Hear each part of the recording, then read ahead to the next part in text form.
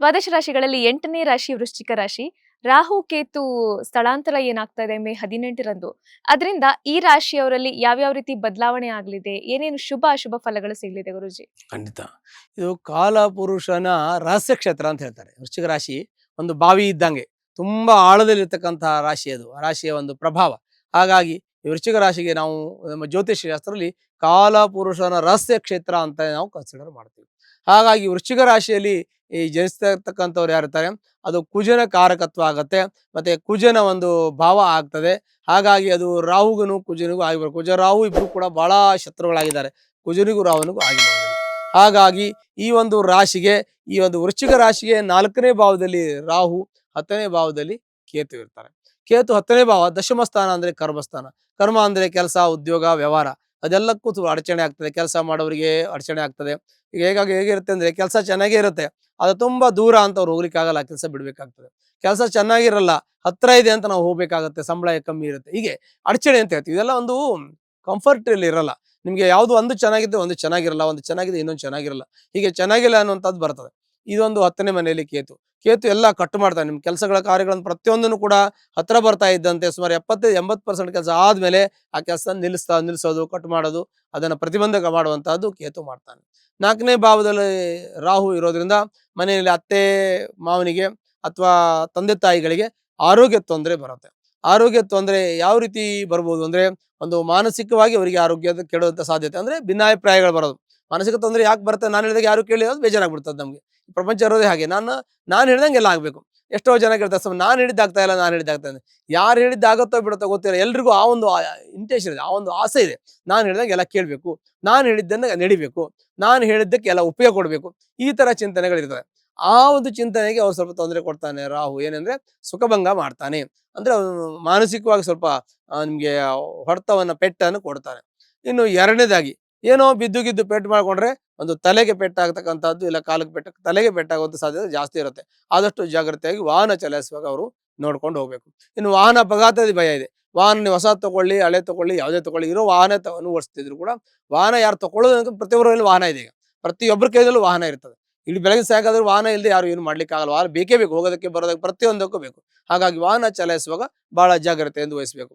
ಯಾಕೆಂದ್ರೆ ಆ ಭಾವದಲ್ಲಿ ರಾಹು ಇದ್ದಾಗ ಅನಿರೀಕ್ಷಿತ ನಿಮ್ಗೆ ಆಕ್ಸಿಡೆಂಟ್ ಆಗೋದು, ಬಿದ್ಕೊಳ್ಳೋದು, ಪೆಟ್ಟು ಮಾಡ್ಕೊಳ್ಳೋದು, ಈ ತರ ಚಾನ್ಸಸ್ ಕೂಡ ಇರುತ್ತೆ. ಮತ್ತೆ ಇನ್ನು ನಾವು ಕಾಲಪುರುಷ ರಹಸ್ಯ ಕ್ಷೇತ್ರದಿಂದ ನಾವು ಚಿಂತನೆ ಮಾಡುವಾಗ ಆ ಚತುರ್ಥ ಭಾವದಲ್ಲಿರ್ತಕ್ಕಂಥ ರಾಹು ನಿಮಗೆ ಅಗ್ರಿಕಲ್ಚರ್ ಲ್ಯಾಂಡ್ ತೋರಿಸ್ತಾನೆ, ಜಮೀನು ತೋರಿಸ್ತಾನೆ, ನದಿ ತೋರಿಸ್ತಾರೆ, ಸಮುದ್ರ ತೋರಿಸ್ತಾರೆ, ದೇವಸ್ಥಾನ ತೋರಿಸ್ತಾನೆ. ಇವೆಲ್ಲ ನಮಗೆ ಸೂಚನೆಗಳನ್ನ ಕೊಡ್ತಾರೆ. ಹಾಗಾಗಿ ನಾವು ದೇವಸ್ಥಾನಕ್ಕೆ ಎಲ್ಲರೂ ಹೋದ್ವಿ ಅಂತ ಇಟ್ಕೊಳ್ಳಿ, ಒಂದು ದೊಡ್ಡ ಒಳ್ಳೆ ದೇವಸ್ಥಾನಕ್ಕೆ ತೀರ್ಥಯಾತ್ರೆಗೆ ಹೋದ್ವಿ, ಅಲ್ಲಿ ಹೋದಾಗ ಸಮುದ್ರ ಸ್ನಾನ ಮಾಡುವಾಗ, ನದಿ ಸ್ನಾನ ಮಾಡುವಾಗ ಜಾಗ್ರತೆ ವಹಿಸ್ಬೇಕು. ಮತ್ತೆ ಕೆಲವೊಂದಷ್ಟು ಚಾರಣ ಮಾಡುವಾಗ ಜಾಗ್ರತೆ ವಹಿಸ್ಬೇಕು. ಬಿದ್ದು ಮಾಡ್ಕೊಳ್ಳುವಂಥದ್ದು ಇರುತ್ತೆ. ಆದಷ್ಟು ಹೆಚ್ಚು ಬಿದ್ದು ಮಾಡ್ಕೊಳ್ಳೋದು, ಯಾರು ಬಂದು ಹೊಡೆದಕ್ಕಿಂತ ನಾವೇ ಬಿದ್ದು ಮಾಡ್ಕೊಳ್ಳೋದು ಹೆಚ್ಚಿನ ಪ್ರಮಾಣದಲ್ಲಿ ಇರ್ತದೆ. ಮತ್ತೆ ತಂದೆ ತಾಯಿಯ ಆರೋಗ್ಯದ ಜೊತೆಗೆ ಅವರು ನಿಮ್ಮನ್ನ ಬೇರ್ಪಡಿಸುವಂತಹದ್ದು, ಅಂದ್ರೆ ನಾವು ತಂದೆ ಮಕ್ಕಳಲ್ಲಿ ಭಿನ್ನಾಭಿಪ್ರಾಯ ಬರೋದು, ಈಗ ಬೇರೆ ಬೇರೆ ಮನೆ ಮಾಡ್ತಕ್ಕಂಥದ್ದು ಬರುತ್ತೆ. ಕೆಲವು ಸಂದರ್ಭ ಸಿಚುವೇಶನ್, ನಮ್ಮ ಸನ್ನಿವೇಶಗಳು ಮನುಷ್ಯನ ಇದು ಬದಲಾದಂತೆ, ಅಂದ್ರೆ ಕಾಲ ಬದಲಾದಂತೆ, ಸಮಾಜ ಬದಲಾದಂತೆ, ಸಮಾಜ ಎಷ್ಟು ನಮ್ಮಲ್ಲಿ ಯೋಚನೆಗಳು ಮಾಡ್ಕೊಂಡು ಹೋಗ್ತಾ ಇರುತ್ತೆ, ಅಷ್ಟು ನಮ್ಮಲ್ಲಿ ಬದಲಾವಣೆಗಳಾಗ್ತದೆ. ಹಾಗಾಗಿ ನಮ್ಮ ಮಾನಸಿಕ ಸ್ಥಿತಿಯು ಕೂಡ ಬಹಳ ಮುಖ್ಯವಾಗಿರ್ತಕ್ಕಂಥದ್ದು. ನಮ್ಮ ಮನಸ್ಸು ಅವ್ರಿಗೂ ಜೊತೆಗೆ ಇರಕ್ಕೆ ನಮ್ಗೆ ಒಪ್ತಾ ಇಲ್ಲ, ನಮಗೆ ನಾವು ಸಪ್ರೇಟ್ ಆಗಿ ಇರಬೇಕು ಅಂತೇಳಿ ತಂದೆ ತಾಯಿನಾರು ಹೇಳ್ಬೋದು, ಮಕ್ಕಳು ಹೇಳ್ಬೋದು, ಯಾರಾದ್ರೂ ಹೇಳ್ಬೋದು.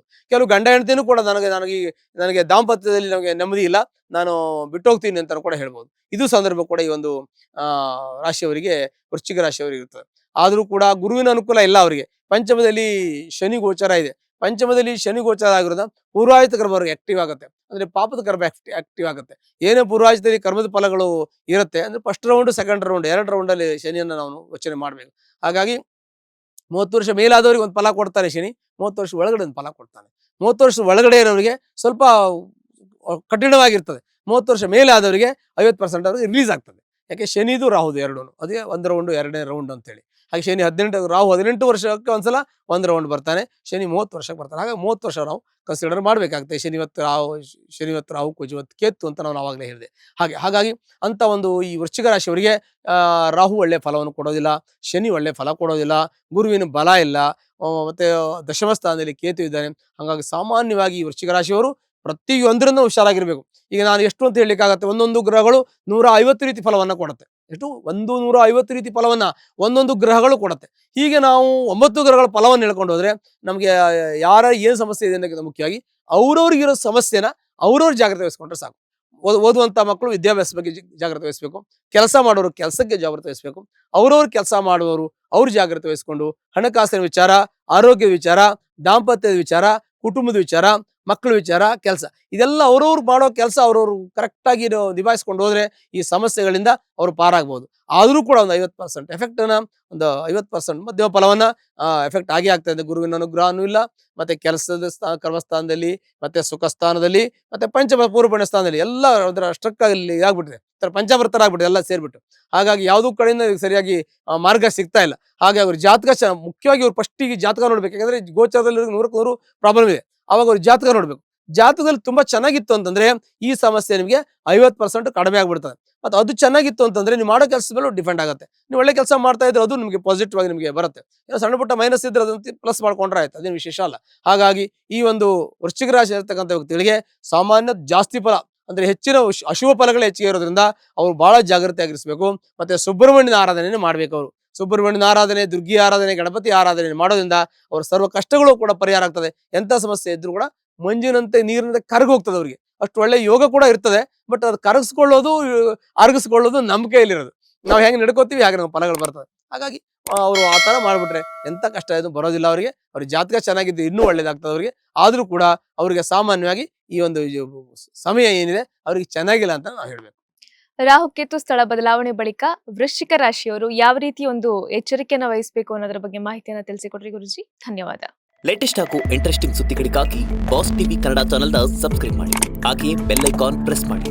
ಇದರ ಜೊತೆಗೆ ಫೇಸ್ಬುಕ್, ಇನ್ಸ್ಟಾಗ್ರಾಮ್, ಎಕ್ಸ್ ನಲ್ಲೂ ಮಿಸ್ ಮಾಡದೆ ಫಾಲೋ ಮಾಡಿ.